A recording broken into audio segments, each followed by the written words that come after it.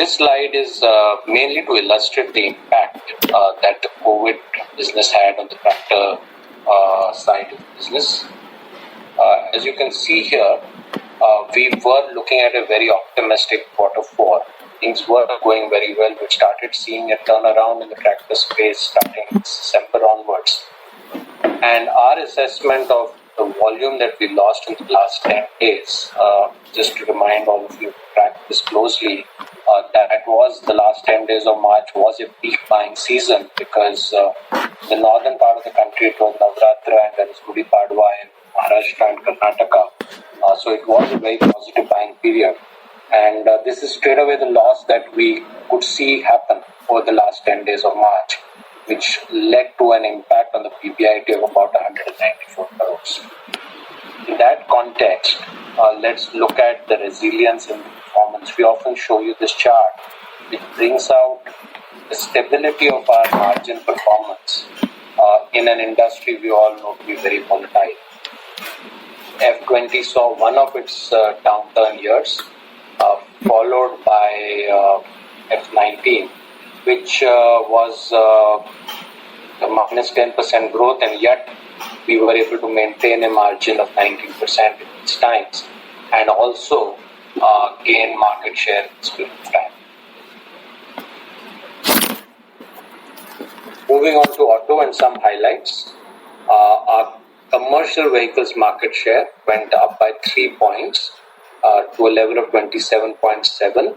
Of course, this is a mathematical calculation. The commercial vehicle definition here includes four-wheelers starting from less than 2 tons going up to medium and heavy commercial vehicles. Our pickups continue to do well and small commercial vehicles did well as well. The UV segment, we had a market share of 19 and we lost some share point, and I'll talk more about that as we come to the way forward. The automotive business again had a very strong margin performance, PM of 30%. They're in complete readiness on PS6. Mahindra Electric had an EBITDA break-even in the year 2020. Trio crossed 4,000 numbers and is now in 70 cities. On the auto side, the retails have been much better than the billing. And as you can see, that translated into a dealer stock of only 10,000 numbers. And that is probably amongst the lowest dealer stocks we've had going back in recent memory. Again, a very strong performance on customer satisfaction and sales satisfaction indexes of JD Power. We also had a best-in-class IQ score for Marazzo. So overall, many strong points as we look at F20. Let's now try and understand the point Pawan was making in his opening talk, which is what really happened to Q4 volumes. Q4 F19, we had a volume of 174,000. We were expecting an industry slowdown, and our volume was expected to go down by about 38,000 on top of that. But three other factors came into play. We had a major disruption starting from February, mainly from the China supplies. That was equivalent to losing about 16,000 vehicles. There was a fire at our one of our key suppliers, and that happened in February as well, which again led to a loss of 6,500 vehicles. And then, of course, the last 10-day lockdown was another 20,000 vehicles. So in a way, that explains how 174,000 vehicles came down to 19,500 vehicles. Just the COVID impact of that on the PBIT is 407 crores impact. Moving on to the resilience of the auto sector. And again, here you can see how consistently the operating margins have been maintained in spite of a fall of 22% in volume this year and giving us a best-in-class margin of 3%.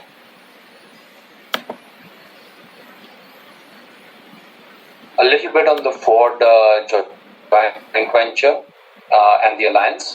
Just recapping the potential benefits. Potential benefits here have been co-sharing of investments and technologies. We clearly see that playing out.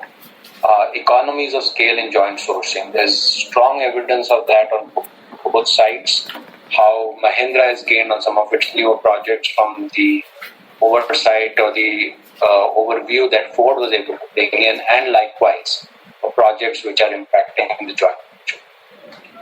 We're seeing a lot of momentum on joint product development and capacities, and capacity utilization is under discussion. Many agreements are already signed on driving joint product development. And of course, the biggest and most important potential benefit is the potential of exporting products to the Ford ecosystem, especially in emerging markets. There has been a delay in the start of the joint venture due to the COVID, and we could talk more about that if you all like it. I'm now moving on and talking about the future direction of the farm equipment sector to begin. As I do that, I'd first like to give you all an update on where we are today. We see a very, very strong rural opportunity that has been enabled by very good reservoir levels, very good Rabi output, both in quality and quantity, and a significant increase in government spending. We have an internal index which we call the Rural Spending Index, configured by our economists, and that is showing its highest level in many quarters. And we are seeing the evidence of that play out in the marketplace, where demand for everything in rural right now is very robust. On the tractor side, hence the key challenge is how we ramp up operations. More than 90% of our dealers have started. Our plants are now operating at more than 80% capacity. We have aligned financiers very well starting in May itself and building on further in the month of June. We have new products which are in the pipeline. I spoke about a couple of them. We believe that will give us strong footing and help us strengthen our position in the markets. There's also a mechanization opportunity we've been talking about, and that's clearly playing out. And while it may sound counterintuitive that if labor is moving back to their homes and villages, why would mechanization grow? And one explanation for that is that there will be a big regional skew. So, for example, if labor which was working in Punjab in their farms move back, say Bihar, that's going to throw up mechanization opportunities in a state like Punjab, and so on. So there will be a kind of matching of states to opportunity as we go forward.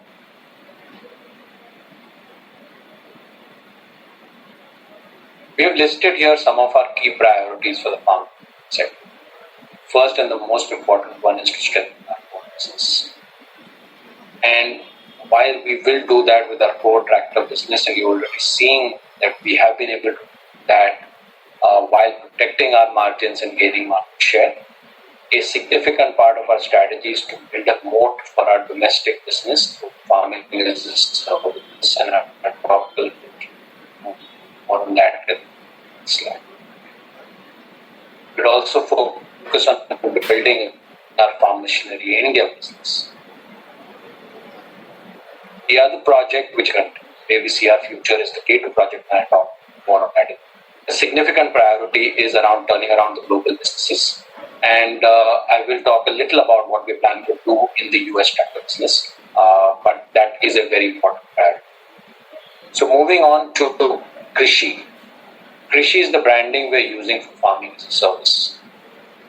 Krishi is a combination of a revamped Samriddhi Center combined with precision farming, rental models, and really working very closely with farmers on helping make a difference to productivity. And many of the precision farming initiatives we've been piloting for the last 2 years, be it smart sugarcane harvesting, smart fertilization for potatoes, where we've piloted on more than 2,500 acres and got very good results, almost 60% reduction in fertilization cost and a 90% repeat rate, are all evidence of the impact that we could create through an initiative like this. So this is really combining digital precision farming kind of technologies along with on-ground presence Krishi will be a part of our channel.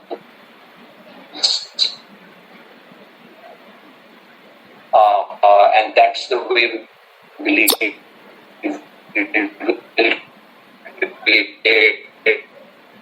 is stronger customer engagement and a greater moat for our core business. So Krishi will be called Krishi Mahindra channel and Krishi Swaran. Pawan had spoken about Project K2 last quarter. Project K2 is an ambitious and significant project aimed at creating lightweight global platform, something that we have in our portfolio. Simple collaborative project between I mentioned between Japan and Mahindra Research Valley platform globally, and we start not for the website horsepower for markets in Southeast Asia.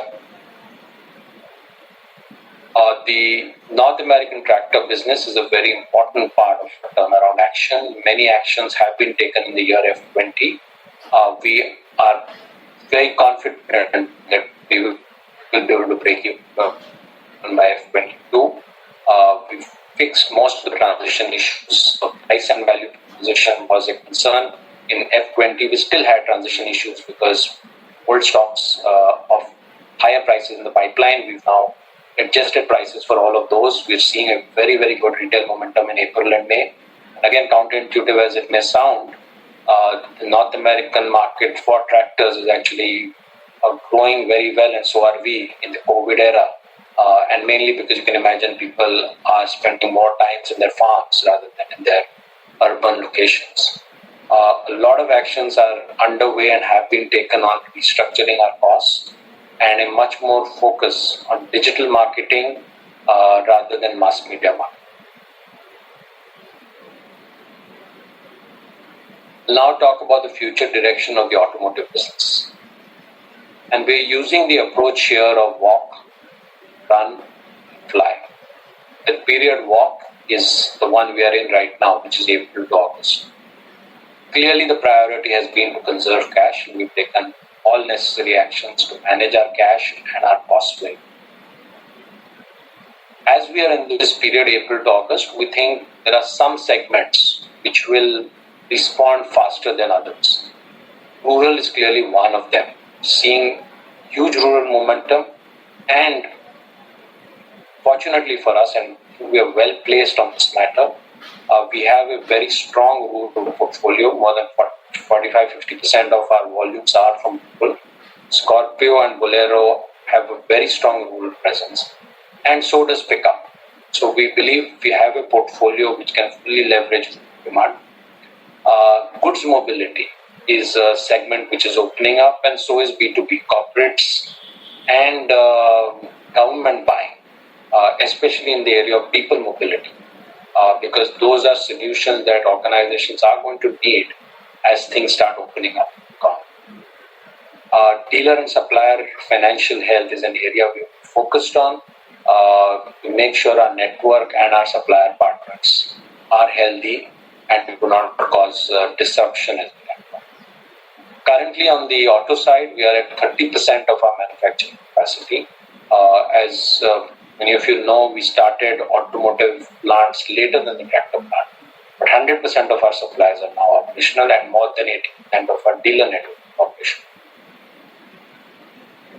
The next phase is run, and that we're calling as the September to March.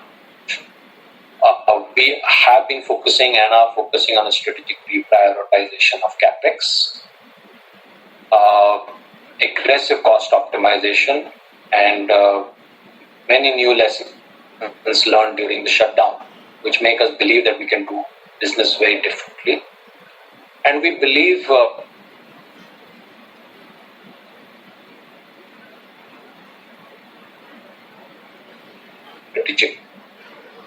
objectives for the long term.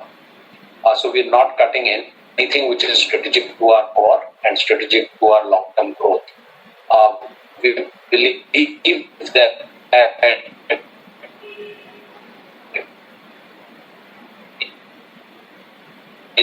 in the future we will be able to optimize capex in the auto business significantly for 2 reasons. We already invested in all the new platforms, powertrains, and investment equipment. Secondly, synergy with the platform. So believe we will be able to deliver our long-term objectives with lesser capex going forward from the F20 cycle. An important initiative, and we believe this is a flagship initiative, is the launch of the Thar. The new Thar brings back the core. We believe it will create a new category which brings in the core product of Mahindra, which comes in wide level of refinement, aggregates, automatic, all the works, which will create a new segment. The product we believe is really looking good and performing really well. We hope to launch that by the early part of the second half of the year. Also, Bolero will be a volume driver for us. XUV300, the feedback from customers and our network is very, very positive on design and performance, including gasoline. And we believe, again, we have a good volume opportunity to drive the XUV300 business as we move into the run phase. We are redefining the business model of the dealers, reducing the footprint and figuring out newer ways by which we can achieve the same impact by creating better viability for us. As we move on to talk about new products and move in the fly phase, which is F22, a very important part of our strategy is to build a distinctive SUV brand, which is coming back to the core of what Mahindra is. We believe we have a very strong brand and a very strong heritage, and our products will reflect that brand DNA. The Bolero is one of the products which does that, and then of course we will have the new Thar and the 2 new models which should be launched in the early part of F22, and maybe W601 may come by the end of F21. It's the W601 and the Z1. As we do that, we are also going to be focusing on a new pickup, where we are very strong in, and Supro, where we are seeing traction both for passenger and goods mobility in the post-COVID era. We have a full-fledged EV portfolio strategy in place, and we believe that we will maintain a strong position on the commercial side in the short run, providing solutions for mobility operators, and then of course we will talk more holistically about the EV portfolio strategies. In the auto business as well, path to profitability for global subsidiaries is a very important criteria. Platform synergy I already spoke about. We believe that will optimize our capex, and through optimizing capex and managing our cost structure better, we hope to improve our margin of safety quite significantly in auto business. So if I was to summarize the walk, run and fly for the auto and farm sectors combined, we're at the stage where managed cash is the most important priority. Anish will talk more about that. We will bring core working capital back to normal. We are optimizing capex in the current year, so most of the benefits of that will come in the year F22. Better management of margin. We already have very healthy NPMs. We will want to improve our net variable margins. A very, very stringent cost management in F21. Revisiting many paradigms on what is acceptable level of spends. And of course, doing all of that while managing safety. I already spoke about focus on domestic core, which is in the period September to March. You start seeing more of that with the launch of Thar, as I said. Capex and investment prioritization, the Krishi initiative, which we believe is very fundamental to our long-term strategy, and more actions which simplify the business, bring greater agility, and manage costs better. As we move into Fly, the SUV core brand differentiation, the launch of a new UO Star and the K2 launches start. In digital transformation initiative, we already launched Mahindra Online. In the auto side, we've just launched a tractor on a digital platform through MQAll. The Mahindra Online on the auto side is getting very good traction, has already had 1.65 lakh visitors in the short time that we've launched it. Of course, leverage platform synergy to optimize capex. You can see turnaround global businesses as a common thread and an important part of what we are expecting to focus on. In the short term, it will be about managing the cash. Next year, it will be about fully leveraging the new auto launches to live up to our brand and the core of our brand. Thank you, Anish, and thank you. Pawan, do you want to sum up before we? No, let Anish do, and then I will sum up. Anish, come in, please. Yes, good afternoon, everyone. It's a pleasure to be here with you. Would have loved to be here in person, and hopefully that will happen fairly soon. But for now, we shall rely on our electronic format. So let's start with key messages that I'd like to cover today. First is, as Rajesh covered, the resilient performance for domestic auto and farm in a tough year. What you will see in our numbers is that SsangYong and other international subsidiaries drive a very significant reduction in profit. We'll talk about a strong cash position to tackle COVID and any uncertainties. And the question that you are going to have is, what are the actions, and are they really going to be tough actions underway to reignite value creation? And what does reignite mean? So that's something I'll cover as well. So moving forward then. Starting with F20 results. A quick snapshot of our operating performance and why we call it resilient.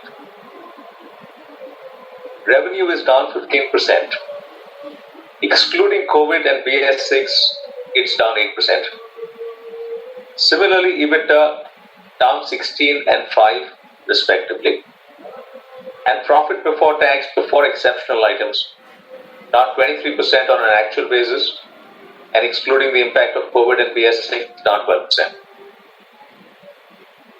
More important, though, is operating margins were maintained at 14.2% in a tough environment.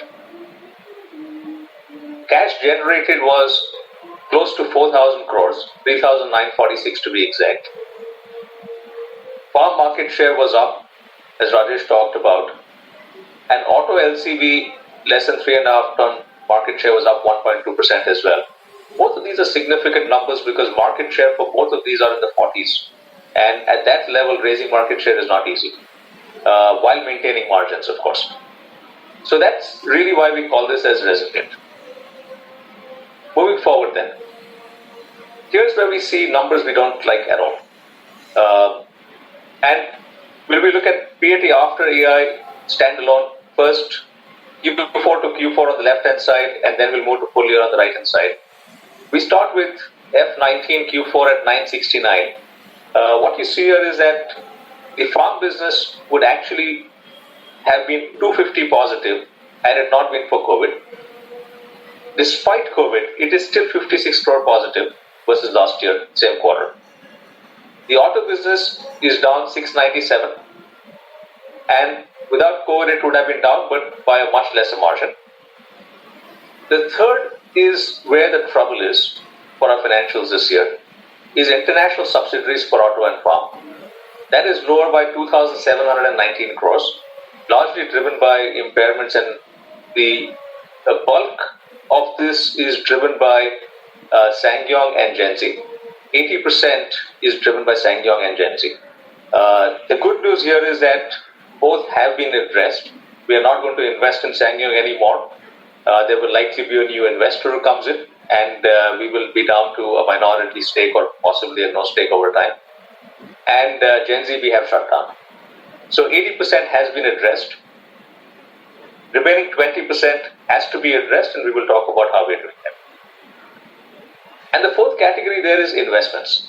So the way we've shown this is domestic farm, domestic auto, international subsidiaries for auto and farm, And investments is all our listed and unlisted subsidiaries, including Mahindra Finance, Holidays, Real Estate, and various unlisted subsidiaries.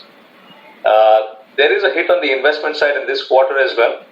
But as we go to the full year, there what we see is again international subsidiaries driving the vast majority of the delta, and investments in that case is slightly positive, driven by some upside that we had in the first 3 quarters of the year.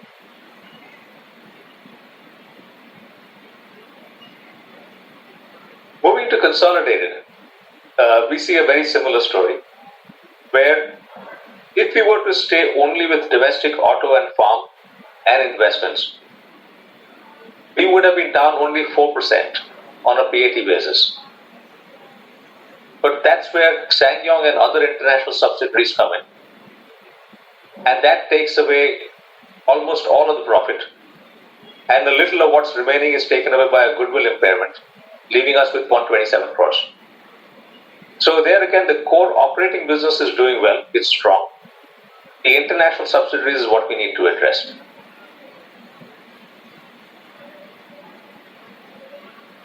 Looking at revenue, Q4 to Q4 walk shows us negative 9% pre-COVID and negative 35% on an actual basis. On a full year, it's negative 8% pre-COVID and negative 15% on an actual basis. The highlight again is operating margins, up 10 basis points for the quarter and flat for the full year. So as a result, our operating profit, really as we call it, the profit before tax, before EI, started at 7,011 crores last year. We see some impact due to COVID and some losses due to auto and farm, minor losses due to investment. Net impact negative 23% on an actual basis and negative 12% pre-COVID or pre-BS6 impact.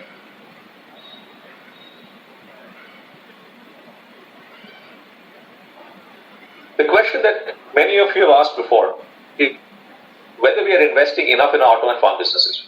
Are we taking money from there and putting them in investments elsewhere? So what we're going to show you on a regular basis is what are we doing with our cash. We started the year at 7,797 opening cash. Auto contributed 4,300 crores from an operating standpoint, and we invested 4,447 in capex in auto and farm. Investments in that same space were 1,698. So auto and farm were net users of cash to the tune of 1,843 crores. Our investments were a net giver of cash to the tune of 1,895 crores. And as we used cash and dividend, our closing cash was 6,928 or close to 7,000 crores.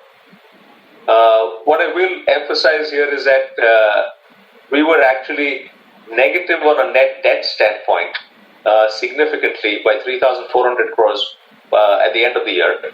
We have increased our cash balance substantially through further accruals as well as through some more debt we've raised. We continue to stay negative on a debt basis, but our current cash position as of today is 10,300 crores plus 2,250 crores of committed lines. So we are sitting with cash of 12,550 crores today, and that is again with a net debt position of negative, putting us in a very good space to be able to tackle COVID or any uncertainties that we may face. In summary, a resilient performance of domestic auto and farm in a tough year. Highlights are market share gains, operating margins, and a profit impact, but only held up fairly well despite BS6 and COVID. Where we didn't hold up well at all was these losses driven by SsangYong and international subsidiaries. And as I talked about the cash balance, we are in a pretty strong position there. So let's talk now about what are the actions to create value and what are the actions to address our international subsidiaries. Let's go back in time for that. Starting with 2002, the Nifty was born at that point, as was the Blue Chip Conference at Mahindra. At that conference, there was a very emotional appeal to lift our performance and make our stock price reflect our genuine potential. Over the next 17 years, till August 2018, M&M was the top performing stock in the Nifty. In one of your reports, you highlighted that as well, where you said that Nifty scales new high and M&M leads the year, or the year 2002 Nifty pack with the highest returns at a 31% CAGR. So let's look at what drove that. We just focus on everything except the rightmost side of the slide right now for just a minute, and we'll get back to the rightmost side. Operating cash flow for that 17-year period was 2,433 crores on average annually. EPS growth was 34% and ROE was 22%. You would agree with me in saying these are fantastic numbers, and that's what really resulted in a 31% CAGR of growth over that time period. But as we see what happened on the right-hand side of the slide, as I come back to that, that's where things really fell off a cliff. And we'll have to look at what happened there. Why did that happen? Operating cash flow is still positive at that point, because over that 3-year period, we generated 5,210 crores of operating cash flow on an average annual basis. But EPS fell off a cliff there, and so did ROE. Let's go to the next slide to really see the reason for it.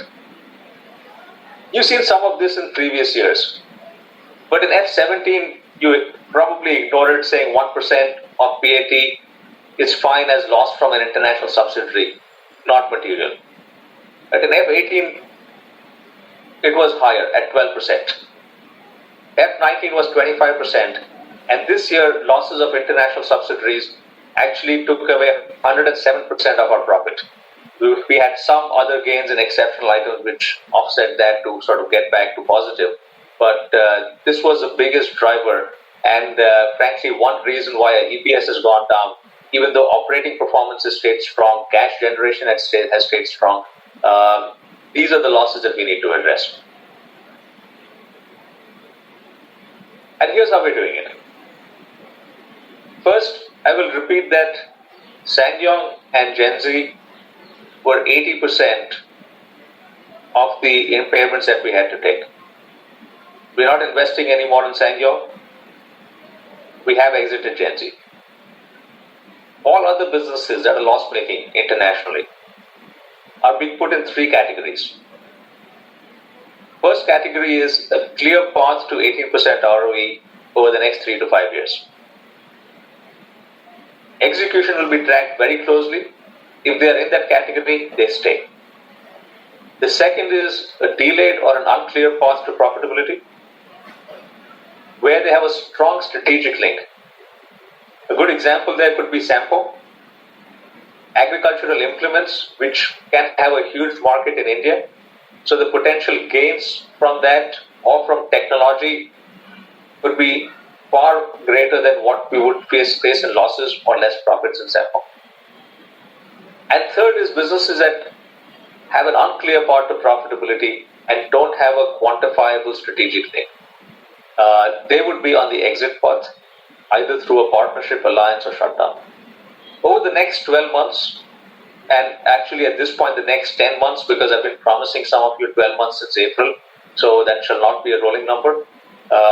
We will have all of these businesses identified and categorized. A lot of work has started already and is underway on this front. In addition to that, we have to get back to our growth path. We have seen the value creation over the years that has led to the growth I showed you earlier. Tech Mahindra, Mahindra Finance, Swaraj Engines, Holidays, all of those investments have contributed to our growth. And what we want to talk about today is 9 more gems, as I call them, that we can harness value from. These are potential billion-dollar candidates. From a Powerall business to Mahindra Rural Finance, or Rural Housing Finance rather, Agri, Excello, which also is India's leading company for auto recycling, Mahindra Electric, classic legends and the exciting Java brand, Mobility, Sustain, and some of the leadership we've shown in the solar business. Aftermarket, where we've got a very good physical infrastructure and are starting to build our digital infrastructure now. And really, this can make us a gateway to the largest and fastest growing themes in India. It will allow us to make in India and supply to the world as well, as we will see more joint venture.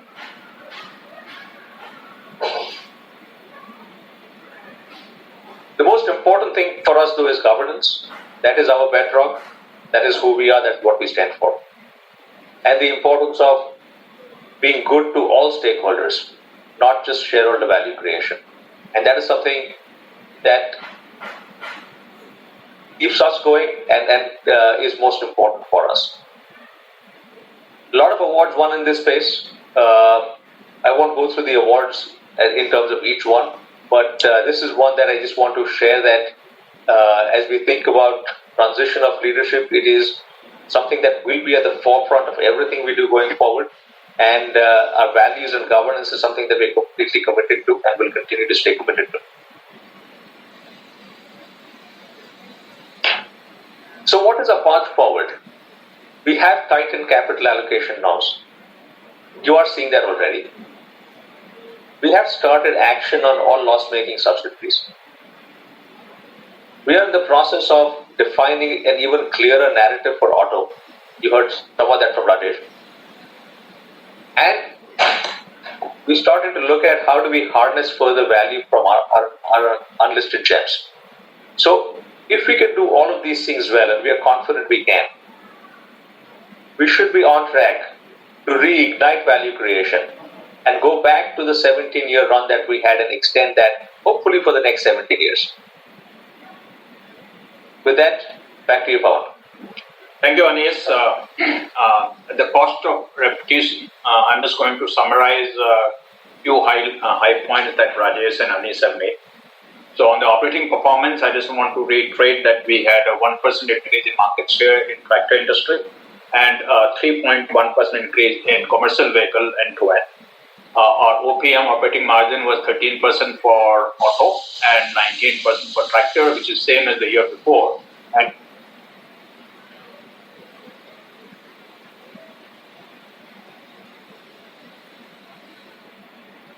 we have some connectivity problem there, so Sriram, should we start with questions till Pawan comes back? Yes, we could do that, Anish. Okay. Just a reminder to all the participants, you could use the raise hand symbol to ask a question. So now there are a few questions which have already come up, so I will start doing that. Jinesh Gandhi. Vaibhav, can you unmute Jinesh Gandhi? Yes, sir.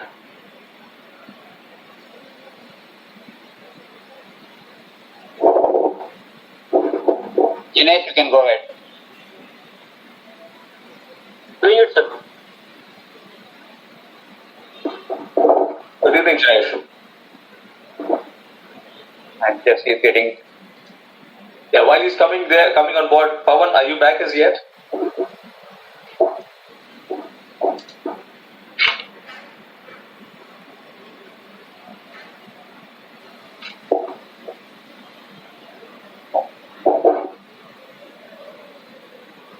Kapil Singh.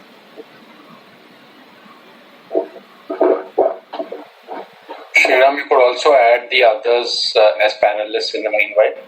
Yeah, that's okay.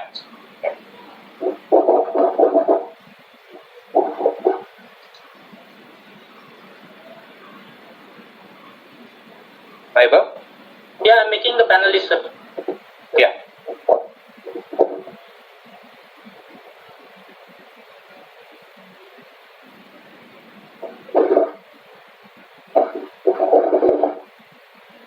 Okay, so in the meanwhile, there are some questions which have already come.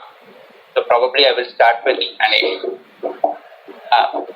So in terms of the first question is, tractors are witnessing strong rural demand. How do you see the ramp up in production levels and demand conditions in the near term? And what is the outlook for the full year? Rajesh, will you take?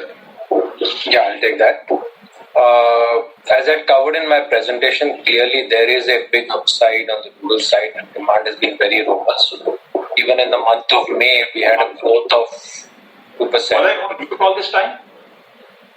Yes, Pawan, you had actually gone not just on mute, but the screen wasn't seen. So we were just starting the first question, but given you a bag, why don't we hand it back to you for recap? From the very beginning? Yes, you just started with the market share and then it froze after. Okay, but I will take a few minutes to repeat what I said. I'm very sorry to realize I was on mute. I don't know how I went on mute. Sorry for repetition, but I was starting off by saying the operational performance for last year. I'm repeating the things that have been talked about by Rajesh and Anish. Market share increase in tractor and market share increase in is very important for us. Operating profit margin being 13% for tractor and being 13% for automotive and 19% for tractor, which are, to the best of our knowledge, the highest operating margin of any company in India for tractor and four-wheeler. Very important that our retail volume in automotive was 10% more than billing, more than wholesale, leaving us only about 10,000 vehicles at the dealership at the end of the year.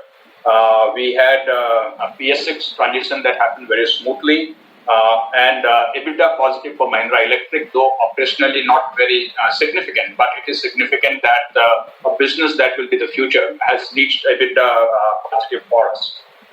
What I also said was that what's important, not so much about what we have done in the past, but how we're preparing for the future. And as is said often, that crisis is a terrible thing to waste. We have taken that very seriously and using this time to take reorient in many ways. We have taken many tough calls in capital allocation. SsangYong was known to you. We have also announced today that we are exiting at other businesses that Anish talked about. Sharply focused on narrative for automotive business so that we don't go left or right from our core, and shying away though from investing in core product development as Rajesh talked about. FAST, which is farming as a service, is going to be a very important part of our farm equipment business in terms of creating a moat. And the 9 gems that Anish mentioned that will create value for us going forward. So we do believe that we have used this difficult time, the challenging times very well to introspect, to take some tough call and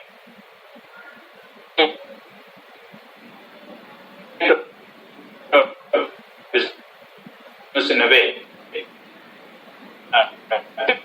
That we get back to the kind of and we are in 2020 and fully build the same kind of that we have seen pre-17.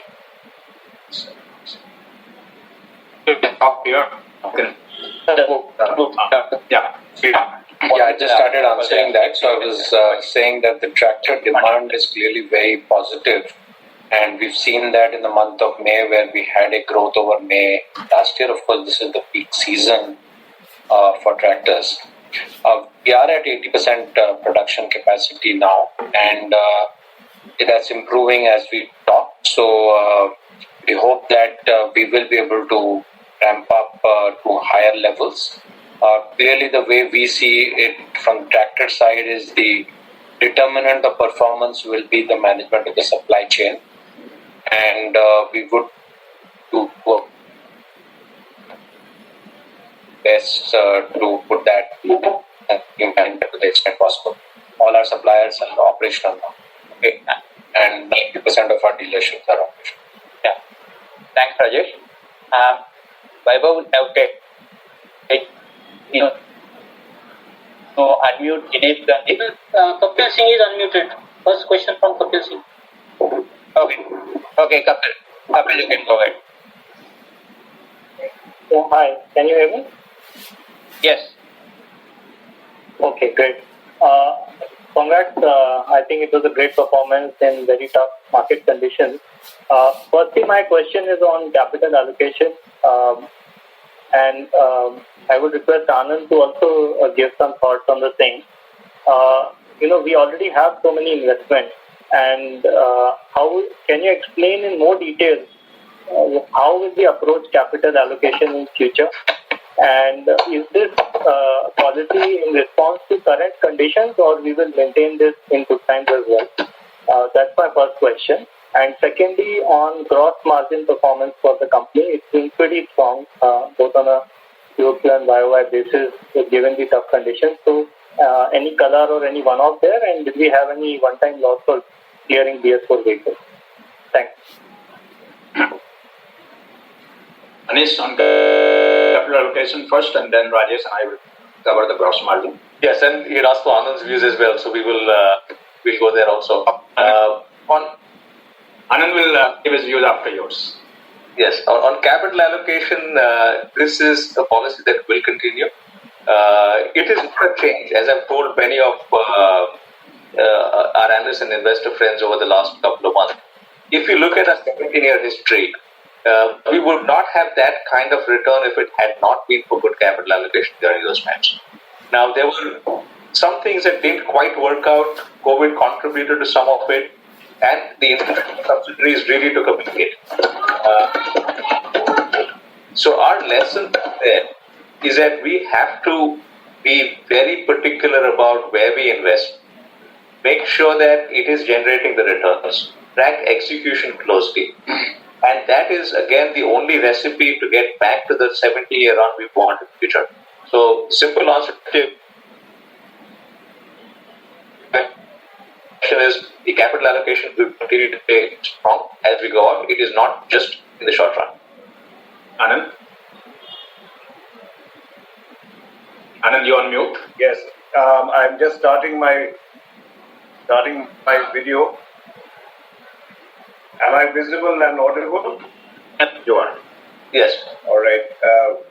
Well, first on the question of whether this is permanent and is going to continue in good times, I suspect, Kapil, that was not a question, that was very strong advice. And I'll just say that we will take that advice on board. And Anish has already answered to you as the person who will be steering the group from next year. He's made a commitment that he'll continue, and I think we'll all hold him to his word. But I should point out again to you from the presentation that Anish made, he did show to you that we have not starved our core businesses of the goal of capital. There was never any diversion of critical capital requirements from the core business. So that principle has never been violated. Our interesting structure and consolidation shows up very starkly in our now consolidated results. What goes right or wrong in our federation structure. So in a sense, I think really we're going to be far more calibrated in our globalization. I want to make very clear that I don't think we are a company that wants to suddenly become like a turtle and go inwards. That is a knee-jerk reaction the whole world is seeing. But I think we are people who are going to calibrate our growth and opportunities globally and do them with a very, very strict focus on getting returns as quickly as possible and ensuring value creation and exiting much faster if we find that we are not on track. So those are the points I want to make, that we have never starved our core business. Our structure has shown up where we have not succeeded in our globalization.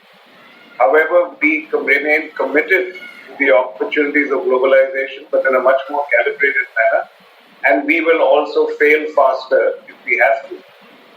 And we will also follow a path of much more stringent value creation oversight. I'll stop there. Thank you, Anand. Rajesh, you want to take the gross margin question, and I'll add to that if I have to. Yeah, so gross margin improvement is a function of two or three things. One is the commodity prices had stayed benign. Now, when commodity prices are benign in any given period of time, there's always a temptation to pass that off by way of pricing. And both the businesses did not do that. And that's helped to improve the overall margins at a net variable margin level. And that's something we track closely. We've also looked at all our expenses very, very closely, even in the year F20, and of course, that's being recalibrated with a much stronger lens as we ever into F21. So I would say it's managing the benefits of commodity prices, a series of value engineering projects done on both the sides, which culminated in the full benefit point to point in the last quarter, as well as fixed cost management. Pawan, would you want to comment? So the only thing that I want to add is that currently we don't expect any significant increase in commodity prices, and the opportunity that we had probably will continue. However, we need to perhaps be a little bit careful, because we also need to get the industry back on track and therefore not take any aggressive price increases. So we'll have to balance that.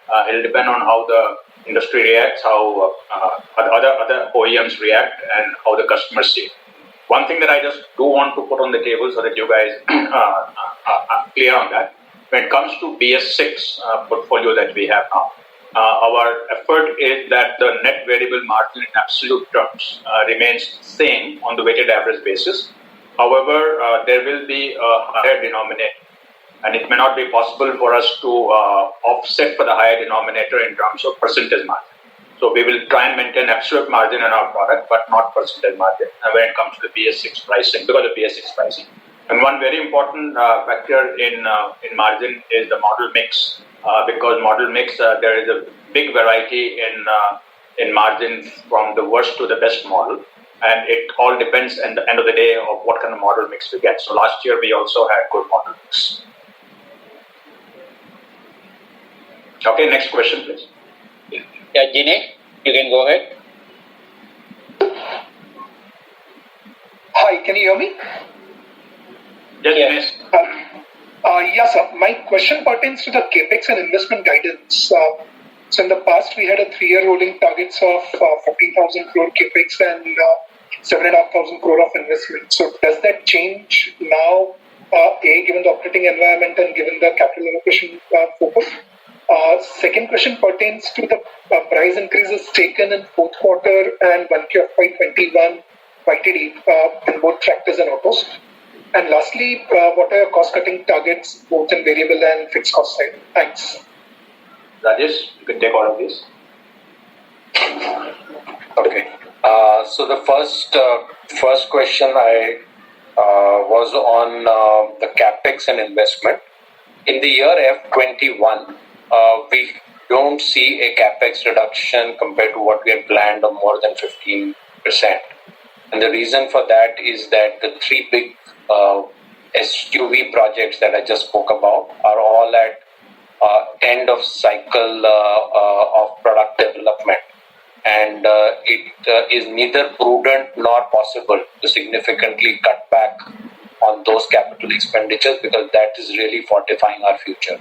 So we have made all our F21 plans on a capex which is only 15% more than what we had planned, and we believe that's prudent thing to do. As we look at the cycle of F22 to F24, which is the next 3-year cycle, that's where we would like to see a significant reduction in our capital expenditure. So earlier we were talking about, I think the number you quoted was approximately 4,000 crores per year, which is 12,000 over a 3-year cycle. And we are hoping that that could come down to 9,000 over a 3-year cycle for capital expenditure, which will fully then leverage all the investments that we made on our platforms up until now, and also the synergy that we can get on Ford from the Ford platforms. On the investment question, the overall approach will be to keep it to the minimal level based on the communication that Anish has just communicated to all of you, following a very rigorous policy of capital allocation, putting in money only where we really see the gems, as he called it, and building those into bigger businesses. But otherwise, overall, be conservative on the investment. Pawan, Anish, do you want to add on this? On variable and fixed. Yeah, I just thought if there's anything you want to add on this. But just on this, that remember, we have to grow as well. And that's what you've given us credit for in the past. So capital, very stringent about where we put it, but we have high ambition for growth in many of our businesses, and we're very well positioned in many of the just reiterating, I guess this is a very important point for all of you, reiterating what Anish said in his presentation, that only the investments which will justify financial returns or which have very strong quantifiable strategic relevance are the only ones that will be supported. Thanks, Pawan. And the next one. Sriram, there was a part 2 to the question. Yeah. Sriram? Yeah. The part 2 of the question, if I get it correctly, is what are the specific actions we're taking on cost management? Is that correct? Yeah, that's it. Okay. So, firstly, as Pawan said, we should never waste a crisis like this. And we've learned a huge amount over the months on the ways in which we can run our business different. And that starts with looking at every kind of expense from the way we travel. I mean, if we've been able to get a market growth in tractors in the month of May with nobody traveling to dealerships, it says a lot about how businesses can be run differently. And it's not that we were disconnected. We, in both the auto and the tractor side, have contacted thousands of customers directly using Team. We've been regularly with our dealers on Teams, Microsoft Teams, when I'm saying Teams. And so we've been very connected, very engaged, and that really tells us that there is an opportunity for rethinking the business model. And we are aggressively looking at every element of cost. We have set up a specific full-time team on renegotiating all the services contracts. So there's a host of actions aimed at reimagining the future, not just getting actions in place to manage the next 2 or 3 months. So whether it's fixed costs or specific material cost reduction targets, renegotiations of contracts are all on the table right now as a new way of doing this. Yeah, so Rajesh, if I could just add to this answer, if there was one positive, if there is any positive out of COVID-19, it is that many myths have been broken on what we cannot do or what we can do. And this really is going to lead to very agile business processes, a lot of empowerment that the teams would have, and clearly a lot less travel than what we do. And you can just imagine that if travel cost itself is cut by 50%, I don't see any reason why we cannot cut by 50%. That will be a humongous saving for a company like Mahindra and Mahindra. And therefore, all the business processes are being revisited. In fact, in many cases, the need of supervision for many things is being revisited and see, do we need or over the next 6 months. Potential for saving costs. Just as an example, in a given year, we do so many communication needs, higher needs, zonal needs, regional needs, many of them required, and some of those can be easily done on a virtual platform. And that each one of them will save money in running into multiple crores. Thank you. The next question is from Pramod Kumar, Goldman Sachs. Pramod, go ahead. Yeah, can you hear me? Yes. Yeah, Pramod. now? Yeah. Yeah, congratulations on a good operational number, and kudos to Anand and the leadership team for some tough calls. My first question pertains to the project Kuber. In the past, we have heard you talk about massive cost reduction efforts, what you're undertaking both on automotive and farm equipment. We've already seen quite a lot of this in this year with your solid margin execution. So how much of runway do we have more left on the cost reduction side across both automotive and farm equipment, and bringing in Ford inside and MVML inside? How much of further room do you think you have on the cost reduction efforts here on the core business? Rajesh? Pramod, the answer to that question is that we always believe that the more you dig into cost, the more you will find it, and there's never a bottom to the pit. And we believe there is a big runway still. And I don't think we are best in cost at all.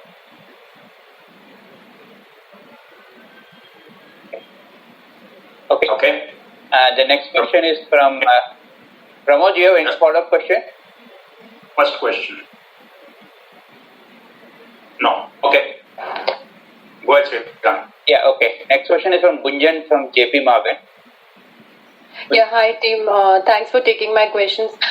Two questions from my side, and firstly on again capital allocation. Sorry to be harping around this topic, but generally when you're looking at investments in subsidiaries, do you have any, is there any commitment in mind that we don't want to exceed beyond this limit per annum? Because if I look at, we did withdraw from SsangYong, but at the same time we are definitely going to subscribe to the rights issue in MMFS, which could mean a similar magnitude of money being invested on these subs.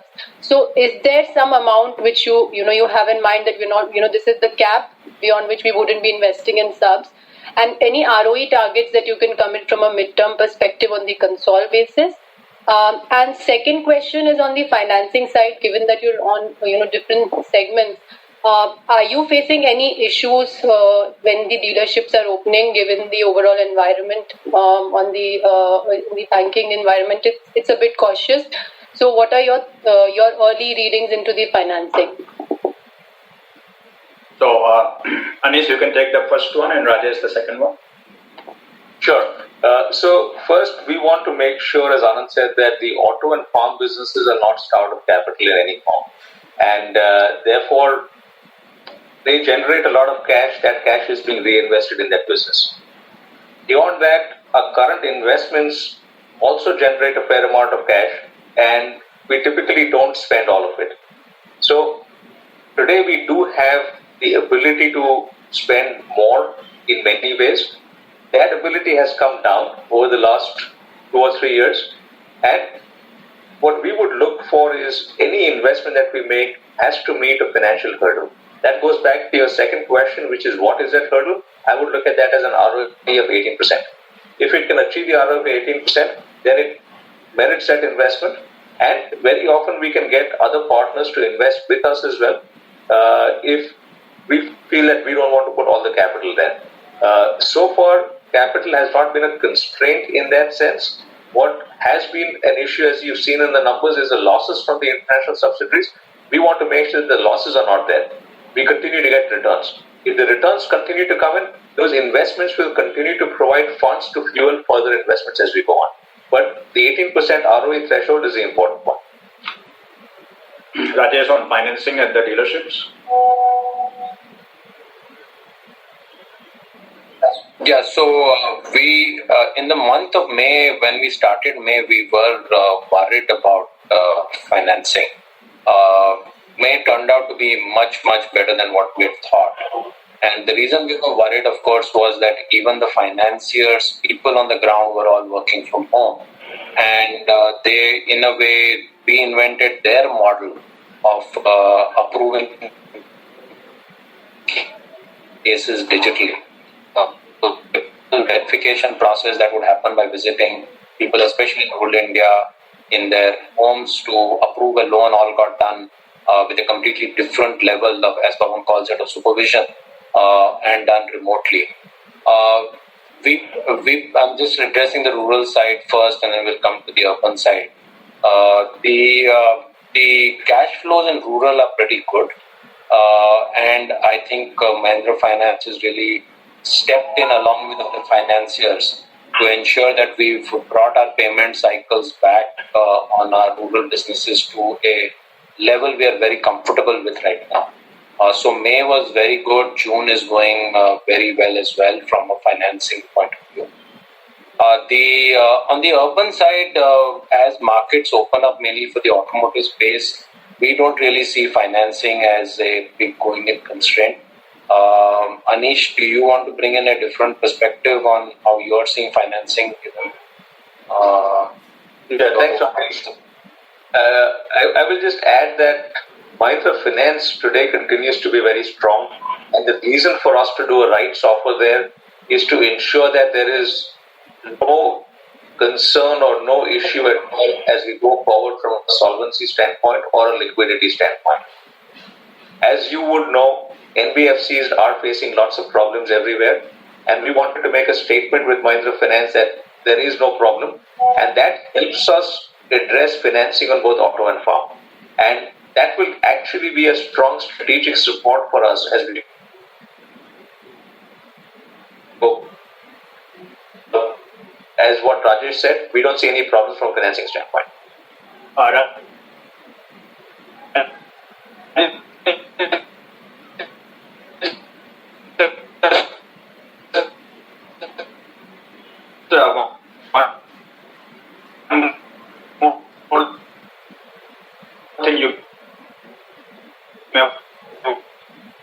But to quickly recap, very high reservoir levels. We've not seen that in the last many years.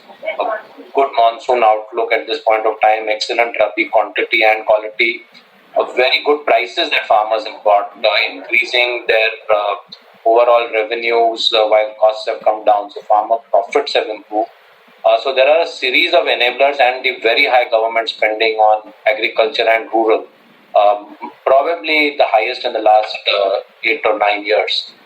So there are many demand enablers right now on the rural side. So even if this were to take time, I think it will create a very strong fundamental difference in the whole ecosystem of farm. Pawan? Yeah, I'll just add to that. In the announcement that the Honorable Finance Minister had made, what was said for the agriculture side was really very strategic and long-term reforms. The Essential Commodity Act, taking out some of the commodities from there, the APMC, and 1 lakh crore of investment support for farm-led infrastructure. All of these are going to work tremendously towards increasing the farm income. Now, obviously, the key is execution, and how well it is executed on the ground is going to be the determinant. Now, I've been somewhat involved in some of the meetings with various ministries and government officers, and from what I can see right now, the intent of converting all of this, or converting all this intent to reality, is very high. And I would hope that does not slow down and we do see the conversions. It's unlikely that anything meaningful will happen during this year, but certainly it's a long-term benefit that would go a long ways in terms of transforming Indian agriculture. Anand, you want to come in for the second part? Yeah, and let me just add to the first part. Aditya, it's interesting you asked this question about the APMC. I happen to be in an interaction with people who formulated this policy, including the FM.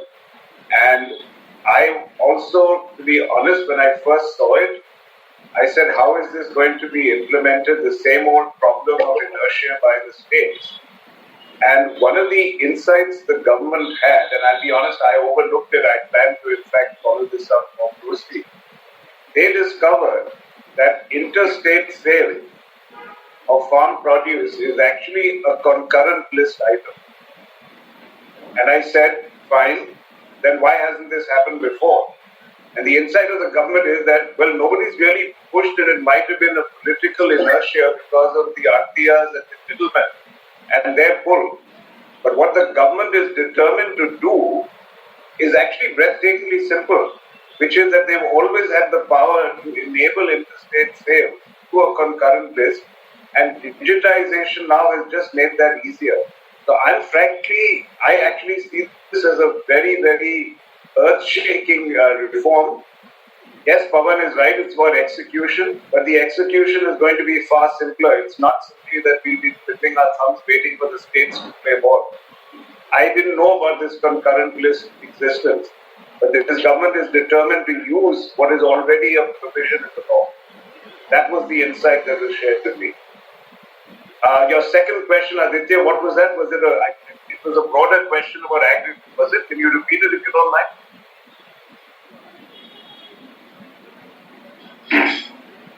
Aditya, can you come back?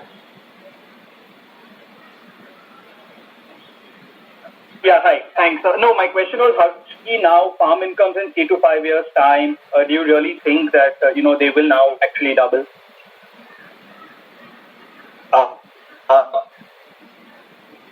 Yes, am I audible again, Sriram? Yeah. So Aditya, I'm actually very optimistic after what I've heard, and also because of the change in the Essential Commodities Act and taking a substantial amount of horticultural crops out of the list. I think that there's going to be a tremendous input of digitization and disintermediation for farmers, which should certainly double their income. Will that double the income of the system? No, probably not. Farm incomes as an ecosystem are fairly sticky. Export can definitely boost an overall ecosystem, but if you leave out export, the fact is that the pie may not change dramatically. That will go up and down as it always has, monsoons and fluctuating fortunes. But one thing is certain, that with this change and disintermediation, the farmers' incomes are going to get disproportionately benefited for sure. And if you look at what Rajesh talked about, the inputs that Mahindra wants to capitalize on with its e-farming business, farming as a service, we are going to focus on using precision farming and other techniques and automation to substantially improve farm income. So do we have a shot at that doubling? Absolutely. And if I could just add, Anand, that the government is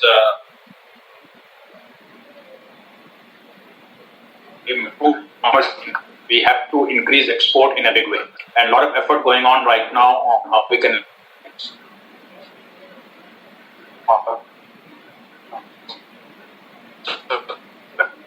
value add.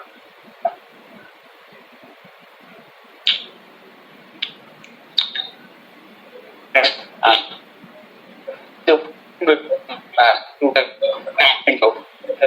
In terms of based on initial bookings, what is the speed? Because in compact and large, So, want to do it?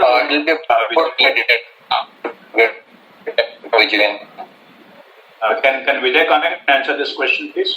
Yeah, hi, am I audible? Yes. Yes. This is Vijay Nakara, who is CEO of Automotive Division, taken over on 1st of April. Yeah, hi, good evening. I just want to maybe flash back a little bit to auto show, which happened earlier this year, and some of you all may recollect that we had actually showcased the entire range of gasoline engines that we intend to bring out as we go forward. Of course, needless to say, to begin with, I think the gasoline engine on the XUV 300 has been extremely successful because, as you rightly mentioned, that with the transition to BS6, the demand for gasoline is very, very strong. On the XUV 300, already we are seeing the success of that with more than 50% of the volume sales being on the gasoline XUV 300. And as I did mention that we showcased the auto show, the entire range going up to the 1.5 and 2 liter gasoline engine with TGDI technology, which will be available on our products going forward. So going forward, we will have a very, very good range of gasoline engines, world-class in nature and with excellent performance, meeting all the requirements of the customers. Vijay, I think the question also was how do you see the shift right now in terms of customer buying? Yeah, I think there are two parts to that. If you look at it, I think we should break that up into two parts. There is the compact SUV space, and of course, then the large SUV space, what is typically classified as UV1 and UV2. In the compact SUV space, clearly we are seeing a larger shift to demand in gasoline, as I mentioned, and we see that in the XUV 300. But on the large SUV, it is still governed by diesel, and I think that's got to do a lot with the size, weight of the class and category of SUVs, where diesel clearly outperforms gasoline in terms of delivery of value to customers. So currently, that's the way it is, that larger SUVs still see higher diesel demand. The compact SUVs are seeing a higher pull towards gasoline, which is where I come back to the point that I made earlier, that we were going forward, we have a comprehensive range both with diesel and gasoline technology on current range of products as well as the future products. So since this is a very important question on your mind, I'll just carry forward what Vijay said a little bit more. See, the three engines that we have, which we have talked about in the past, the 1.2 liter, the 1.5 liter, the 2 liter, they are all ready for launch. In fact, the 1.2 liter engine is used right now by SsangYong to export to Europe to meet the CO2 requirement in Europe. The 1.2 liter engine will also go into Ford EcoSport. The 1.5 liter engine is being used by SsangYong and Corando. The 1.5 liter engine will also go into the B platform SUV that Ford is developing right now. That will be a platform that will be for both Mahindra and Ford. And the 2 liter engine has been accepted by Ford for the W601, 605, the common platform that we have for the C SUV. So in a sense, all three of these engines have been proven. 2 of them actually in the market right now, and one of those by virtue of acceptance by Ford to go into the W601. And it will be in the market as soon as we launch the W601, which will be towards the end of this financial. Next question. Doctor, there are few more questions are there, maybe another 5 to 7 minutes we can take. So we have 12 more minutes. Yeah, okay. So the next question is on the tractor. Emission regime changes coming for tractors from October 1st for greater than 50 horsepower segment. What kind of price hike will that bring? Will this lead to a mixed downgrading this year in terms of HP? Will that bring down margins too? Yes. Yeah, so the greater than 50 horsepower segment in the case of tractors is about 6.5-7% of the total industry volume. So unlike in the case of automotive, firstly, there is not a very big impact if that were to happen. Through the Tractor Manufacturers Association, we have made a representation requesting for that emission norm implementation to be deferred, given the current environment and the crisis that's prevailing. So that's under consideration. It's too early to talk about what kind of price we would launch with. But as I said, it does not affect the overall strategy because it is not a very large portion of the overall portfolio. Pawan, do you want to add something? No, hopefully it will get deferred by some time. We don't know how long, but it will get deferred by some time. Thank you. The next question is from Yogesh Agarwal, HSBC. Yogesh, go ahead. Yeah, hi, good evening. I have just a couple of questions. Firstly, on automobile in the longer term. So you guys talked about the stock price underperforming in the last 2 years, and I think one of the big reasons has been loss of market share to competition, who were able to get more forward-looking vehicles. And now in the next 3-4 years, you are further reducing the capex spend. So I was just trying to understand how will your auto business catch up with competition with a lower spend? Will the effectiveness of R&D will go up, or there will be more focus on marketing or something else? So just trying to understand the strategy behind that. Rajesh, you want to take on? I may add to it. Yeah, I'll take it. Yogesh, so just kind of clarifying a few things, building out of my presentation. we do want to be a core SUV brand, and our submission to all of you is, let's not track our success based on our market share of the way SUV is defined today, because the way SUV is defined today includes a very high percentage of car platform / carryover products. So that has significantly expanded the size of the SUV pie as defined now, but that does not necessarily make that SUVs, right? So what is then our strategy? Our strategy is to say, how do we be highly differentiated, with products which have very high affinity to customers, which leverage the core of what Mahindra is, and that's really two-blood SUVs.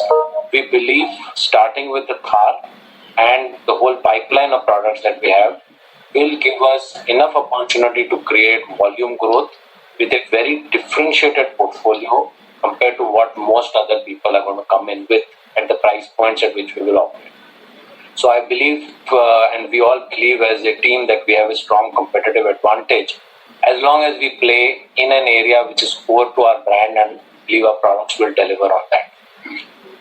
The point on cutting back capex, I think, is a relative point, because we have invested money in the last 4 years in creating platforms. Pawan just listed some of the powertrain aggregates, but we've really created a very robust platform strategy in place.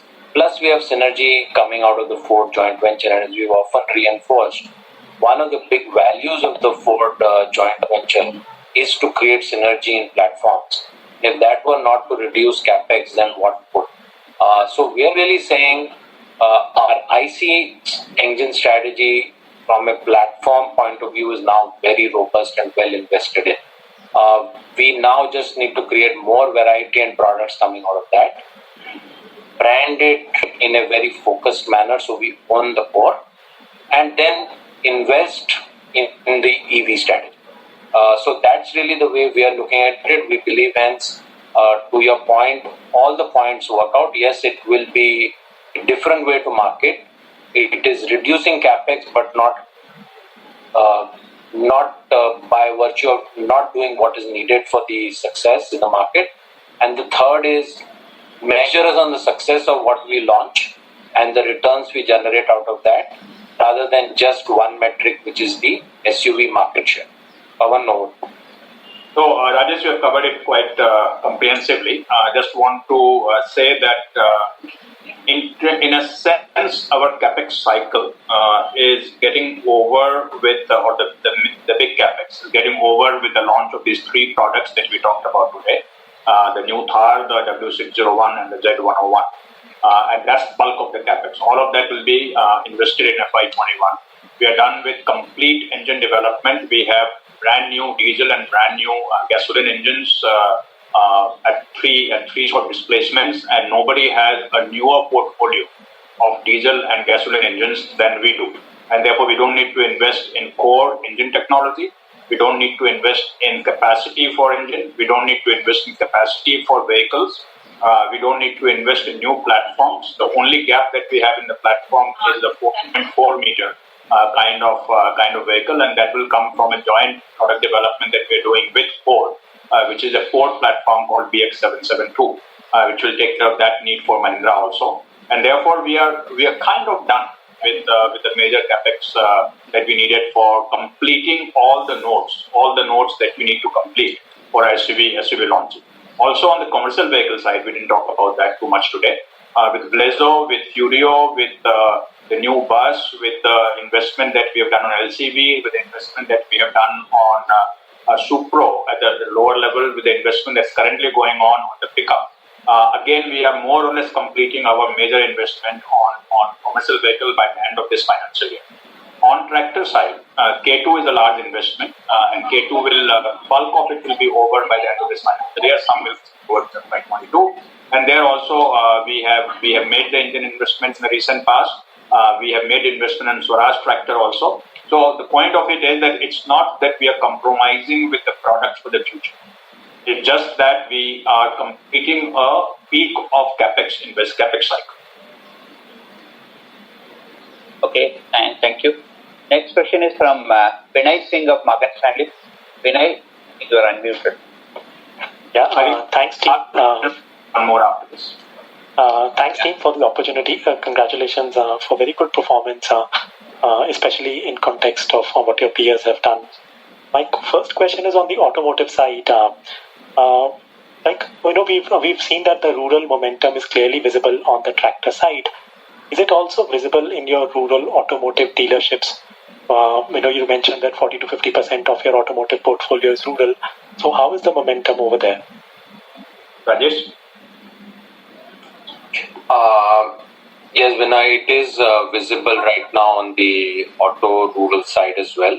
We have very good momentum visible on Bolero, Scorpio, which are both rural brands. I spoke about pickups as well. And as we mentioned earlier, unfortunately, our challenge is, and that is more unique to us than our competitors right now, is we've really opened with very, very little pipeline inventory. So it is going to take us a couple of months to be able to fully leverage the opportunity. But the demand is visible and, very much there in rural India for these kind of products. Vijay, I don't know if you want to add a quick comment on how you see things on Bolero. Thanks, Rajesh.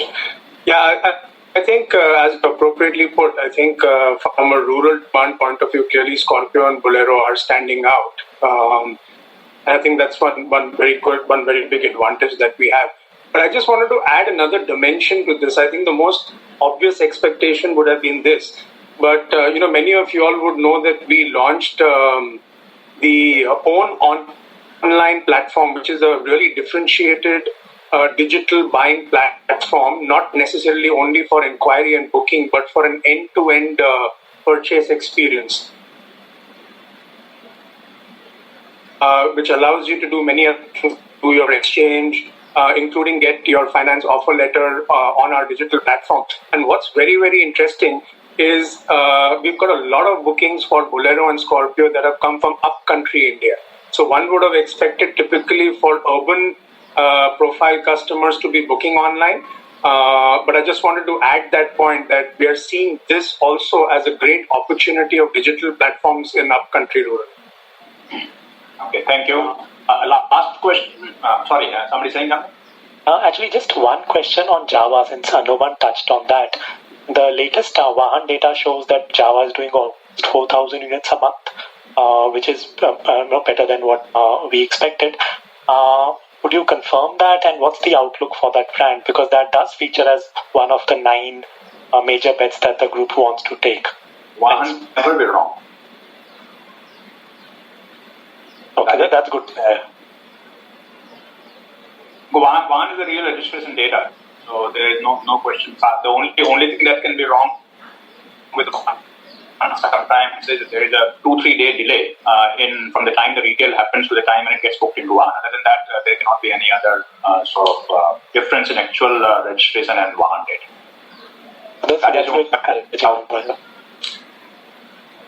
Thank you. Next question is from sorry? Yeah, any question on tractor? Tractor, most of your questions have been answered. More on the demand outlook is what the question is. I'm looking for an opportunity to get Hemant in so that everybody sees his face and knows who the tractor head is. Because Hemant may not have been seen by many of the analysts before. Hemant, could you just put Hemant online so that Hemant, maybe you can just say hello if you don't have a question. And we'll come back with the next question. Can you hear me? Can you hear me? Good evening, everybody. Maybe you can share your happy to be here on 2 months. Head of purchase till 31st March. From 1st April, he is head of farm equipment sector. Hemant, you want to share your Thank you very much for having me here. And yeah, so Rajesh, I just want to echo what you and Dr. Goenka have been saying. I've come into this role from 1st of April, and I've seen the kind of momentum that I'm seeing on the rural side is amazing. And it is because of all the reasons that you have heard. Nothing more to add because we have covered all the aspects. But clearly, with this kind of momentum going, we are not looking at only a good June. We are looking at further down the level in the next season also momentum going. We are running very low on stocks and inventory, so obviously we will be running at full production for 3-4 months to come and getting prepared ourselves for the next season. We are having a very good supply side ramp up. In fact, we are now running at close to 85% of our maximum capacity, and that makes us very happy because I don't know about exact numbers for other players, but we would be among the fastest ramp up in the tractor industry in the last 2 months. So the team is working very hard, but it's not easy. It's not that it's like running like a well-run machine, needs interventions at various levels. So far, so good, and we are hoping to go to 100% level in next few weeks.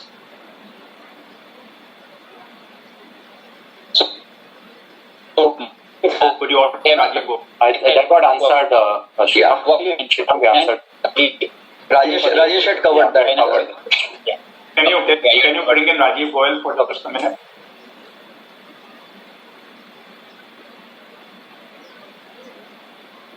Rajiv? Many of you would have expected Rajiv Goyal as CFO of the automotive sector. As of 1st April, he is CFO of AFS, Automotive and Farm Equipment Sector.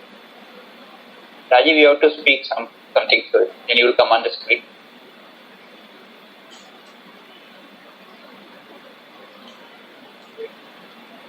While he's coming on, I just wanted to add that in the press meet earlier, a question was asked on how easy or difficult the transition was on 1st of April. And I pointed out that probably nowhere in the world such a major transition of leadership would have happened when everybody is working from home. Yet, I don't think we missed a beat. And that's the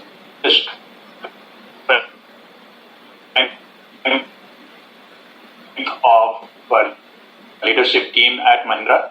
And since in a new and there are no outsiders who came in, the transition became that much easier because everyone knows Mahindra culture, Mahindra way of working, and we had almost like a seamless transition in spite of everybody working from home. Okay, so Sriram, do you have a last question or shall we wrap up now? Yeah, there's a last question from Chirag, and that's the last question. Chirag Shah? Here's the last word. Okay, Chirag. He's dropped out. Dropped out? Okay. Okay. I think there's a Asia call also, so some people started logging out. So okay, all right. Go ahead. You want to summarize anything, Sriram, or will be? No, I think thanks a lot for everyone for participating and having a good set of questions. And there are a few more questions which are probably some data-related questions which we would respond separately to people who have asked. And if there is anything which is important, we will put it on the website. And thanks a lot for taking your time. And I also thank Anand, Pavan, Anish, Rajesh, and all the senior management people to be here and take time. Thanks a lot. Thank you, everyone. Thank you, everyone. Bye-bye. Thank you. Bye-bye. Rajesh and Anish, can you join on 9876? Yep.